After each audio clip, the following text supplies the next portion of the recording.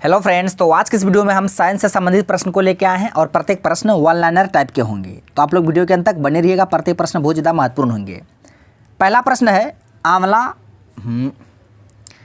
पहला प्रश्न है विटामिन सी का सर्वोत्तम स्रोत क्या है। तो याद रखिएगा विटामिन सी, जितने भी खट्टे फल होंगे, कौन से फल? खट्टे फल, सब में विटामिन सी पाया जाएगा। और विटामिन सी का रासायनिक नाम है एस्कॉर्बिक एसिड। क्या है? एस्कॉर्बिक अम्ल। विटामिन सी का रासायनिक नाम है एस्कॉर्बिक अम्ल। और जितने भी खट्टे फल है सब में एस्कॉर्बिक एसिड पाया जाएगा। तो आंसर होगा आंवला। आंवला में कौन सा अम्ल है? एस्कॉर्बिक अम्ल। नेक्स्ट है मानव शरीर में गुर्दे का प्रमुख कार्य क्या है? गुर्दा, किसका? गुर्दा, जिसे हम लोग बोलते हैं किडनी। क्या? किडनी, अंग्रेजी किडनी है, इसको हिंदी बोलते हैं वृक्क। प्रश्न पूछता है इसका इकाई क्या है। तो याद रखिएगा किडनी का इकाई पूछेगा ना तो नेफ्रॉन। किडनी का इकाई क्या होता है? नेफ्रॉन। और ये उत्सर्जन से संबंधित है। किससे संबंधित है? उत्सर्जन से संबंधित है। इकाई नेफ्रॉन है और ये शरीर से बेकार द्रव्य को बाहर निकालने का काम करता है। कौन? किडनी। आप इसे याद रखिएगा, इकाई नेफ्रॉन। नेक्स्ट है किसकी कमी से रतौंधी होता है? रतौंधी रोग किसकी कमी से होता है? तो याद रखिएगा विटामिन ए की कमी से रतौंधी होता है और इसका रासायनिक नाम है रेटिनॉल। क्या है? रेटिनॉल। ये भी प्रश्न बहुत बार पूछा गया एग्जाम में। विटामिन ए का रासायनिक नाम रेटिनॉल है। क्या है? रेटिनॉल। और गाजर में कौन सा विटामिन पाया जाता है? तो मतलब विटामिन ए। गाजर में विटामिन ए रेटिनॉल है, रासायनिक नाम रेटिनॉल, गाजर में पाया जाता है। नेक्स्ट है राइबोसोम पादप का भूमिगत प्रारूप क्या है? तना। क्या? तना है। अब इसे याद रखिएगा। प्रश्न नेक्स्ट है कि चेचक के टीके का आविष्कार किसने किया था? ये प्रश्न बहुत ज़्यादा महत्वपूर्ण है। चेचक के टीके, तो याद रखिएगा चेचक के टीके का आविष्कार एडवर्ड जेनर ने किया था। किसने? Edward Jenner. प्रश्न शरीर में कुल कितनी हड्डी है? याद रखिएगा शरीर में 206 हड्डी है। अभी पूछेगा बच्चा के शरीर में 300 हड्डी। कितने? 300 हड्डी है। और वयस्क के मनुष्य के शरीर में 206 हड्डी है। शरीर की सबसे लंबी अस्थि है तो याद रखिएगा फीमर। फीमर हड्डी कहाँ स्थित होता है? जांग में, थाई में फीमर हड्डी। और पूछेगा सबसे चमकीली हड्डी, सबसे चमकीली हड्डी टिबिया, जो कि पैर में पाया जाता है। टिबिया हड्डी पैर में पाया जाता है। टिबिया हड्डी कहाँ पाया जाता है? पैर में, याद रखिएगा। और फीमर ये जांग में सबसे मजबूत हड्डी होता है, इसे भी आप ध्यान में रखिएगा। नेक्स्ट है शरीर में सबसे मजबूत हड्डी। हाँ, अब आ गया मजबूत।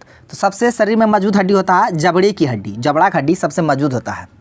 और सबसे कमज़ोर हड्डी होता है, कमज़ोर हड्डी पूछेगा, सबसे कमज़ोर हड्डी पूछेगा तो कॉलर बोन, जिसे ब्यूटी बोन भी कहते हैं। कॉलर के पास जो हड्डी है, कॉलर बोन या ब्यूटी बोन, सबसे कमज़ोर हड्डी। प्रश्न हृदय 1 मिनट में धड़कता है कितनी बार? तो याद रखिएगा हृदय, हार्ट 1 मिनट में 72 बार धड़कता है। कितना बार? 72 बार धड़कता है। प्रश्न है खून का रंग लाल होता है, सबको पता होगा खून का रंग लाल हीमोग्लोबिन के कारण है। खून का रंग लाल होता है तो याद रखिएगा खून का रंग लाल हीमोग्लोबिन के कारण होता है। और हीमोग्लोबिन में आयरन पाया जाता है। क्या पाया जाता है? आयरन। इसे आप ध्यान में रखिएगा। और पत्ता का रंग हरा होता है क्लोरोफिल के कारण, और उसमें मैग्नीशियम पाया जाता है। क्लोरोफिल, इसमें मैग्नीशियम पाया जाता है। और ये पत्ता का रंग हरा था क्लोरोफिल के कारण। नेक्स्ट है हीमोग्लोबिन यौगिक है तो प्रोटीन, किसका? प्रोटीन का यौगिक है। और हीमोग्लोबिन में कौन सा प्रोटीन पाया जाता है? तो ग्लोबिन प्रोटीन। हीमोग्लोबिन में कौन सा प्रोटीन? Globin protein. और हीमोग्लोबिन के ही कारण खून का रंग लाल होता है। खून का रंग लाल किसके कारण? तो हीमोग्लोबिन के कारण। उसमें कौन सा धातु पाया जाता है? आयरन, लोहा पाया जाता है। इसको भी आप ध्यान में रखिएगा।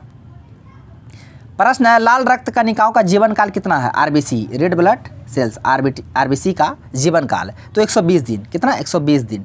और इसे ही इरिथ्रोसाइट कहा जाता है। इरिथ्रोसाइट, आरबीसी को ही इरिथ्रोसाइट कहा जाता है, डब्ल्यूबीसी को ल्यूकोसाइट। इसे आप ध्यान में रखिएगा। जीवन काल 120 दिन। रुधिर को थक्का जमाने में सहायक है, याद रखिए विटामिन के जो है रुधिर को थक्का बनाता है।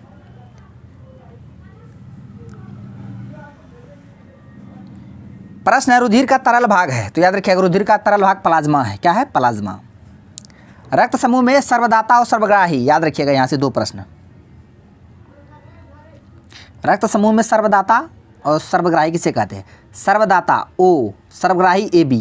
अब से प्रश्न पूछा जाता है क्या पॉजिटिव या नेगेटिव? कौन पॉजिटिव कौन नेगेटिव? तो याद रखिए O नेगेटिव और AB पॉजिटिव। तो O AB तो होता है, सर्वदाता O होता है और सर्वग्राही AB होता है। लेकिन अब ना पॉजिटिव नेगेटिव लगा के देगा। तो याद रखिएगा सर्वग्राही AB पॉजिटिव और सर्वदाता O नेगेटिव। और रक्त समूह का खोज क्या था? Karl Landsteiner.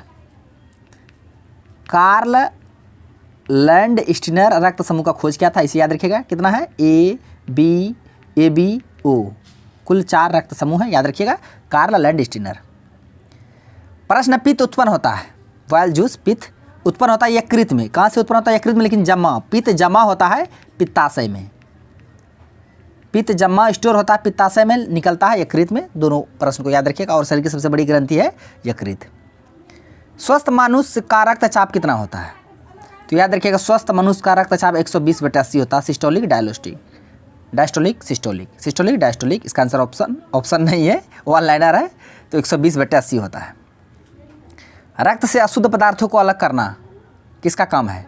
तो रक्त को अशुद्ध पदार्थों से अलग करना रक्त से, तो वृक्क का काम है, किडनी का काम है। इकाई नेफ्रॉन, थोड़ा देर पहले बताए थे, इकाई है नेफ्रॉन, किडनी का इकाई नेफ्रॉन।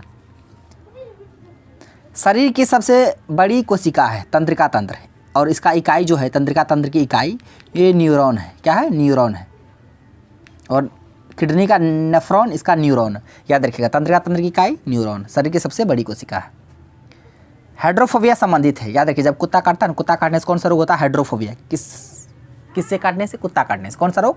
तो हाइड्रोफोबिया, रेबीज। प्रश्न, वायरोलॉजी संबंधित है। वायरोलॉजी का संबंध है विषाणु के अध्ययन को, वायरस के अध्ययन को ही वायरोलॉजी कहा जाता है, इसे याद रखिएगा। खून थक्का नहीं जमता है तो हीमोग्लोबिन नहीं है यहाँ, हीमोफीलिया रोग में, मतलब किस रोग में खून का थक्का नहीं जमता? हीमोफीलिया रोग में। और इसे अनुवांशिक रोग कहा जाता है, अनुवांशिक रोग कहा जाता है। इसमें खून का थक्का नहीं जमता, अगर एक बार कट गया, खून ब्लड निकल रहा है तो समझ लिया जमेगा ही नहीं, रुकेगा ही नहीं, तो ये अनुवांशिक रोग है, याद रखिए। हीमोफीलिया रोग में खून का थक्का नहीं जमता है। प्रश्न, ट्रेकोमा और ग्लूकोमा, यहाँ से और एक 2 प्रश्न याद रखिएगा। एस्टिग्मेटिज्म,